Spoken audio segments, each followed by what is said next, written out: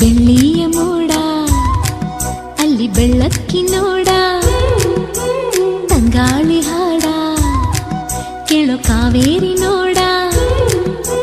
ಮೂಡಣ ಮನೆಯಿಂದ ಬಾನಂಚಿನವರೆಗೂ ಹಸುರಿನ ಸೀರೆಯಲಿ ಬಂಗಾರ